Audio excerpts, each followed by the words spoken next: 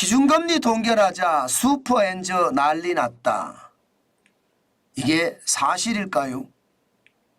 이게 말입니다. 진짜로 사실입니다.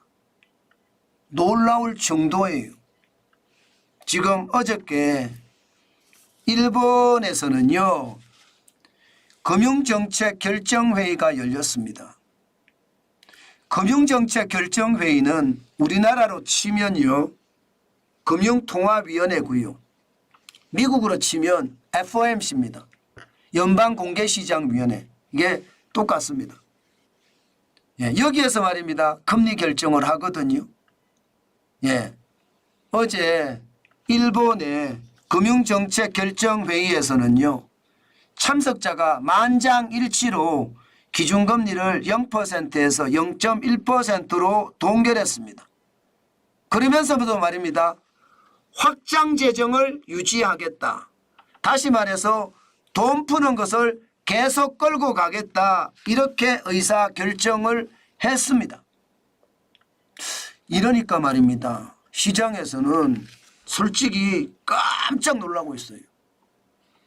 2016년부터 일본의 기준금리가 마이너스 0.1%였는데 2024년 3월에 0%에서 0.1%까지 올렸거든요.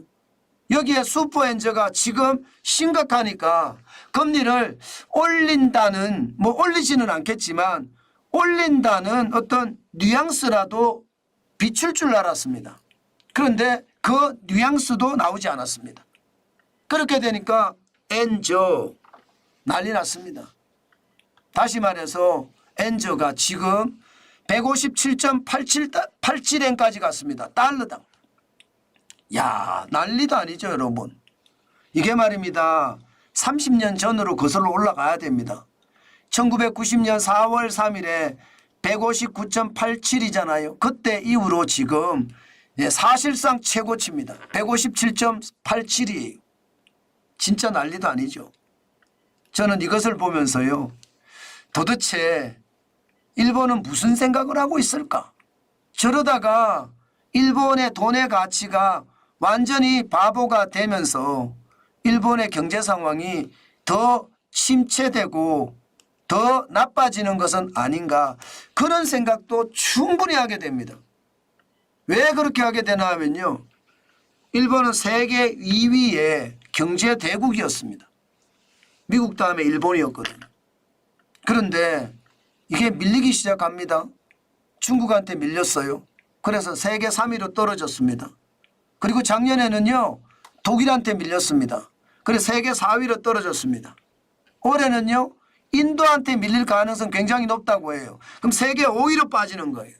야, 이거를 생각을 하면 슈퍼엔저는요, 자칫 말입니다, 일본 경제를 망칠 수도 있다. 이런 생각을 하게 됩니다. 물론 지금은요, 슈퍼엔저가 된다고 하더라도 외국인들의 투자가 계속 이어지고 있습니다. 이게 미국 시장이 나홀로 호황을 하면서 주식시장 자체가 연중 최고치, 사상 최고치, 사상 최고치, 사상 최고치, 이렇게 연중 최고치를 하더니 사상 최고치를 연발을 하니까 이게 미국 시장의 주식 투자하기가 무섭거든요. 게다가 미국은 돈을 워낙 많이 풀어서 시중에 돈이 많아요. 그 돈들이 일본으로 몰려갔습니다. 그리고 일본 주식시장을 또 확 끌어올려줬어요. 지금까지 말입니다. 일본은 잃어버린 10년, 잃어버린 20년, 잃어버린 30년이라고 이야기했던 것이 한순간에 날아가 버리면서 이제 일본 주식시장도요, 1980년대의 영광을 되찾았습니다. 그러면서 이제 잃어버린 일본은 없다, 이렇게 스스로 선언을 하고 있습니다. 그런 상태에서 이게 원달러, 죄송합니다, 엔달러 환율이 157.87까지 갔다는 거, 1990년 6월 이후 최고치를 기록한다는 거 괜찮을까요? 다 걱정들 하죠. 일본이 저래도 괜찮을까? 전부 다 시장마다 말입니다, 걱정을 해요. 그러니까 일본은요, 자꾸 사이드로 흘립니다. 이제 조만간 일본은행이 달러도 풀 거야. 이제 조만간 일본은행이 국채금리를 팔 거야. 국채를 팔 거야. 국채를 팔면 시중에 있는 돈을 빨아들인다는 뜻이니까 긴축의 모드잖아요. 국채 매입을 하게 되면. 예. 그만큼 말입니다. 국채를 팔 거야. 이렇게까지. 아니면 국채 매입을 축소시킬 거야. 이렇게 이야기는 하지만 시장에서는 그 말조차도 안 믿습니다. 요즘 일본의 금융당국이라고 해야 되나요? 일본 은행과 일본 재무성 말입니다. 안 믿습니다. 그러니까 시장에서는요. 더 놀라운 일이 점점 벌어지는 거예요. 오죽했으면 여러분 NHK 방송에서 말입니다. 지금 외환을 두고 뭐라고 이야기했느냐. 일본은행의 결정은 시장 예상대로다. 그러나 미일 간 금리 차이로 인해 엔화 약세가 가속화되고 있다. 이렇게 이야기했습니다. 실제로 미국의 기준금리는 5.5%고요. 일본의 기준금리는 0.1%입니다. 최대가. 그렇게 따지면 미국과 일본의 금리 차이가 굉장히 크죠. 이렇게 되면 여러분 다양한 상황에서 더 충격이 올 수도 있습니다. 예를 들어 일본은 어떻게 생각하면 엔캐리 자금들이 준비하는 시간을 줄지도 모른다. 저는 그런 생각도 조금은 하거든요. 엔화를 가져와서 엔화 베이스로 투자한 거 말입니다. 이게 엔캐리 자금인데 금리 올리면 이자 부담이 굉장히 되고요. 이게 금리를 올리면 투자했던 걸 회수해서 일본으로 다시 갚을 수도 있잖아요. 그러면서 전 세계의 어떤 시장에 위험이 있을 수도 있다. 이런 이야기를 하고 있는데 이 시간을 벌어준다는 이야기도 있어요. 그렇지만 증명된 건 아무것도 없고요. 중요한 것은요. 중요한 것은 그만큼 말입니다. 예, 지금 슈퍼엔저가 계속되고 있다는 것.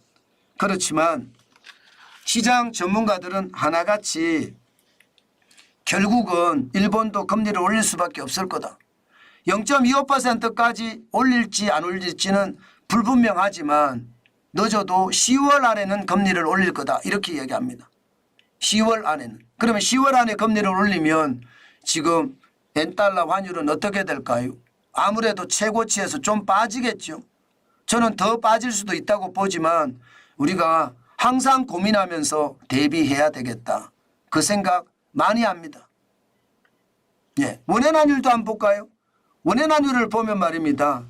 4월 26일 현재 872.69입니다. 이게 2024년 1월 2일에 864.90을 기록한 이후에 최저치입니다. 최저치. 872.69니까요. 그러니까 이렇게 되니까 뭐 저 같은 사람들은 지금 엔화를 계속 사고 있잖아요. 이런 사람들은 많이 사야 됩니다. 예, 돈이 많지가 않기 때문에 저는 많이 사지는 못하지만 당연히 저는 또 사려고 생각합니다. 872.69가 2024년 1월 2일에 864.90을 빼면 이게 여러분 돌아가도 굉장히 뒤로 돌아갑니다. 2008년 2월 25일에 876.58이었거든요. 1월 1일에 836.61이었고요. 지금 이때까지 돌아왔다는 뜻이에요. 저는 슈퍼엔저가 진짜 난리가 나고 있는데 여기에 대한 대비책 저는 여러분들도 이럴 때 대비를 해야 된다. 그 말씀 꼭 드리고 싶고요. 제가 지금 여러분도 느끼시죠? 엔화에 대한 어떤 분석이 요즘 굉장히 자주 나오잖아요. 그만큼 기록 자체가 역대급이란 뜻입니다. 역대급 이후에는요. 반드시 역대급이 나옵니다. 예를 들어 역대급 하락이 있었다. 그러면 역대급 상승이 반드시 나타납니다. 이게 언제 올까가 문제지 결국은 역대급 하락은 역대급 상승을 불러온다. 저는 늘 그렇게 생각합니다. 빨리 왔으면 좋겠는데 생각보다는 천천히 오겠죠. 그러나 여러분 그렇기 때문에 여러분 엔화를 집중적으로 여러분들이 좀 보시고요. 너무 무리하지 않게 내 책임 하에서 내가 앞으로 일본을 몇 번 여행을 가겠다. 그런 생각을 가지고 엔화를 조금씩 분할 매수하는 것도 저는 굉장히 좋은 일이라고 생각합니다. 여러분들이 그만큼 말입니다. 시장을 직시하고 있다는 이야기니까 한 번쯤 생각을 해보시고 시장에 저는 대응하는 것도 나쁘지 않다. 그렇게 제가 말씀 올리겠습니다. 저는 이게 자주 나와서 그것도 한두 번도 아니고요. 뉴스 분석을 할 때 요즘처럼 엔화가 자주 등장하는 적도 없잖아요. 등장을 많이 한다는 것은 그만큼 이슈가 있다는 뜻이니까 여러분들도 한 번씩 보시고 거기에 내 책임하에 대응하는 것 반드시 필요하다. 그렇게 강조드리겠습니다.